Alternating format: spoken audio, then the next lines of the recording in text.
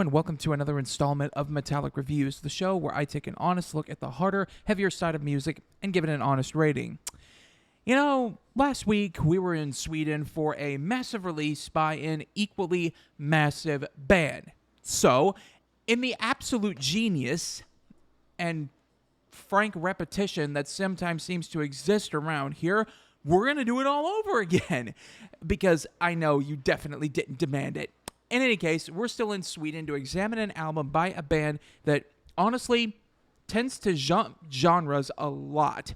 1 minute, they're a melodeath group. The next, they're metalcore. Then they're alt metal. And this new record has some power metal vocals mixed in with the band's established wonkiness.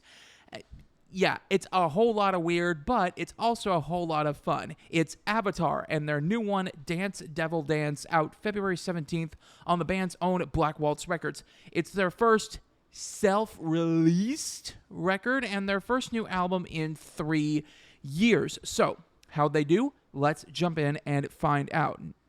Now, fans of this band have come to expect a lot here.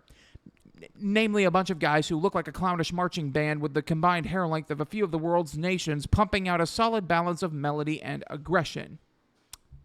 That's pretty much this band in a nutshell. Seriously, though, Avatar have definitely risen to become mainstays at music festivals and on rock radio all over the world, and this album is definitely going to help them stay there. It's got a lot of radio-friendly, really accessible single material, but it's also got some deep cuts that should please fans everywhere. Add to that a good deal of the band's signature silliness, and you have a fairly complete Avatar release. Now, the production choices on the album, they're not going to surprise anybody. If you've heard Avatar before, prepare to hear Avatar again. Producer Jay Rustin has been with the band for a few albums now and knows that really successful formula.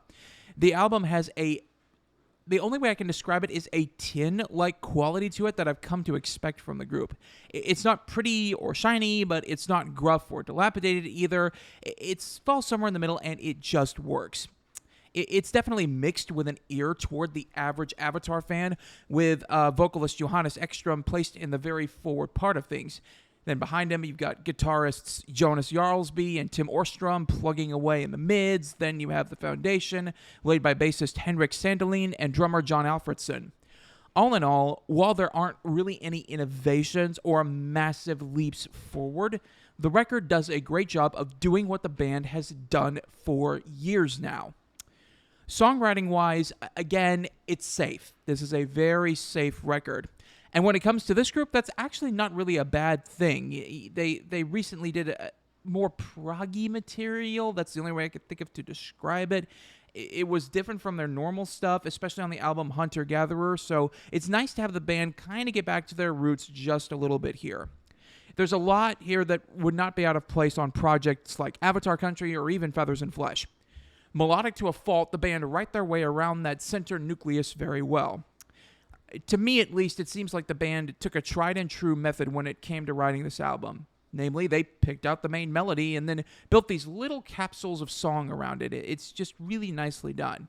If you're a fan of the more melodic side of metal, this will definitely placate that old itch. I know it did for me.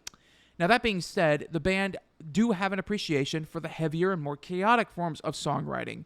Just go listen to For the Swarm if you don't believe me. Tracks like Clouds Dipped in Chrome, Do You Feel in Control, and Valley of Disease push in that direction. Now, the first one out of that trio is definitely the heaviest track on the record, seeing Ekström belt out some of his trademark vocals. He remains firmly undecided vocally, using both rough and clean to get his point across. Now, this is an Avatar album, so that point gets lost somewhere. I mean, you can't describe the lyrics on this album. They are just so crazy. They're so all over the place. It's hilarious. They cover subjects as broad as hazmat suit dancing and chimpanzees moshing in a cage at the zoo. I'm not kidding. There is an entire song on here dedicated to the idea of chimps moshing in a cage at the zoo. This is 100% Avatar, and I am here for it. It is fantastic. Overall, Avatar have definitely put out one of my personal favorites so far this year. It's a definite return to form after the solid but unspectacular Hunter Gatherer. I thoroughly enjoyed this album. It's proper length, it's well written, and it's well produced. Yes, the band played it safe a little more, and I would have liked to have seen a little more push in certain areas, but that's a minor complaint. This one's a lot of fun with a lot of weird lyricism. It's not perfect, but it's up there. I give it a very, very strong 4.5 out of 5.